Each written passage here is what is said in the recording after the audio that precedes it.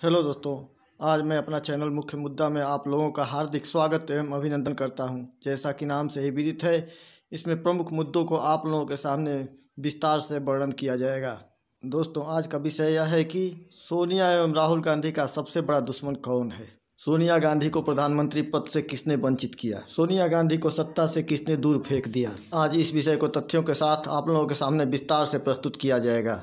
दोस्तों, जो नेता राजीव गांधी एवं सोनिया गांधी के रात दिन तलवे चाटते रहे, रात दिन उनके गणेश परिक्रमा करते रहे, लोगों को सोनिया गांधी ने महत्वपूर्ण जिम्मेवारी दी, वही लोग विपक्षी नेताओं के साथ मिलकर के सोनिया गांधी के पीठ में छुरा घोंपा। सोनिया गांधी एवं राजीव गांधी के गणेश परिक्रमा करने वाले नेता सिर्फ यह सोचकर सोनिया गांधी को प्रधानमंत्री नहीं बनने दिया कि यदि सोनिया गांधी प्रधानमंत्री बन गई तो वो लोग कभी भी प्रधानमंत्री नहीं बन पाएंगे। कांग्रेस के दूसरे व्यक्ति के दर्जनों नेता प्रधानमंत्री बनने का सपना पाल रखे थे। साथ साथ कुछ विपक्षी नेताओं ने उन लोगों का इतना ब्रेन वॉश किया कि जैसे उन लोगों को अगला प्रधानमंत्री बनना तय है, जिसमें सबसे बड़ा कांटा मात्र एक सोनिया गांधी ही है। तथा कुछ नेता कांग्रेस में रहते हुए भी सोनिया गांधी से बदला लेना चाहते थे।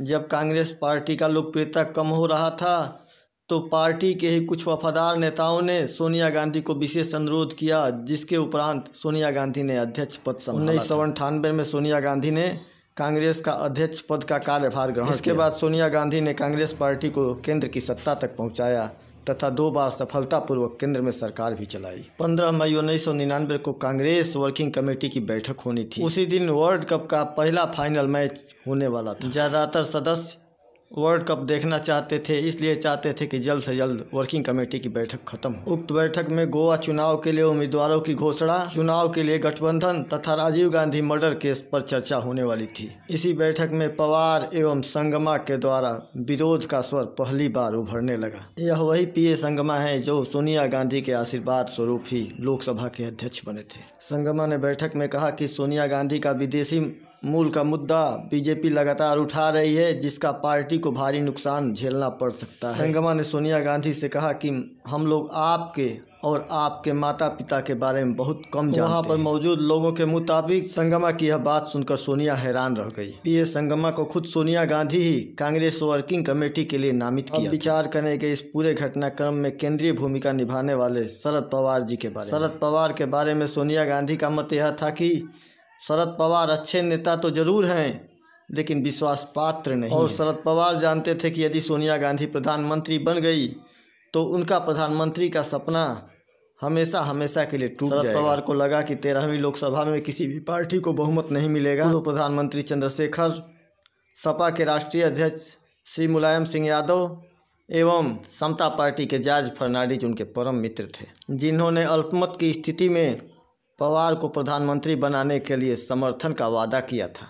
विदेशी मूल के मुद्दे पर सोनिया गांधी पर निशाना साधने से महज कुछ दिन पहले पवार को वाजपेयी सरकार के पतन के तुरंत बाद गठबंधन के लिए सहयोगियों से सहयोग लेने की अहम जिम्मेवारी सोनिया गांधी ने पवार को दी थी। उस समय कांग्रेस के अंदर यह बिल्कुल स्पष्ट था कि प्रधानमंत्री पद के अगला दावेदार सोनिया गांधी ही होगी। कांग्रेस के अंदर तीसरा नेता सोनिया का विरोध करने वाला तारिक अनवर थे। सोनिया गांधी द्वारा सीताराम केसरी के द्वारा किए गए दुर्व्यवहार के कारण तारिक अनवर सोनिया गांधी से बेहद नाराज थे तथा वह कांग्रेस एवं सोनिया गांधी से बदला लेना चाहते थे। शरद पवार, पीए संगमा एवं तारिक अनवर के विरोध के बाद सोनिया गांधी कांग्रेस वर्किंग कमेटी से उठकर चली गई। तब अर्जुन सिंह बिना जूता पहने ही सोनिया गांधी के पीछे पीछे दौड़ पड़े तथा उन्हें पुनः बैठक में वापस आने के लिए निवेदन किए। कांग्रेस वर्किंग कमेटी में विरोध करने के बाद 24 मई 1999 को शरद पवार, पीए संगमा एवं तारिक अनवर ने प्रेस कॉन्फ्रेंस किया तथा सोनिया गांधी के विदेशी होने का मुद्दा खुल करके उठाया तथा राष्ट्रवादी कांग्रेस पार्टी के गठन का भी घोषणा किया गया, जिसके मुखिया शरद पवार बनाए गए। शरद पवार ने सोनिया गांधी के बारे में कहा कि सोनिया के वजह से कांग्रेस में एकता आई तथा पूरे संगठन को फेर बदल करके कांग्रेस में नया जोश भरा गया।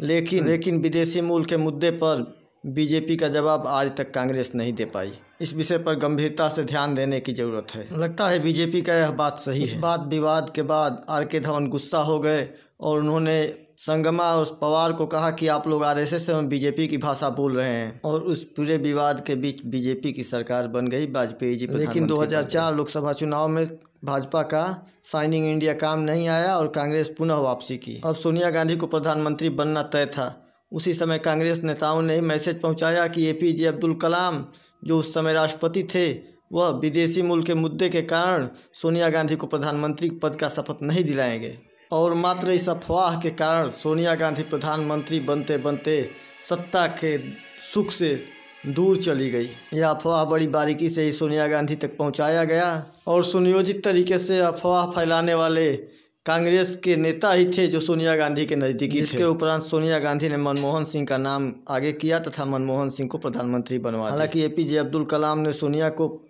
अपनी किताब में शपथ न दिलाने की बात का खंडन किया। इस बात से स्पष्ट हो चुका है कि सोनिया एवं राहुल का सबसे बड़ा दुश्मन उनके पिछलग्गू नेता ही हैं, जो समय समय पर उन पर वार करते हैं।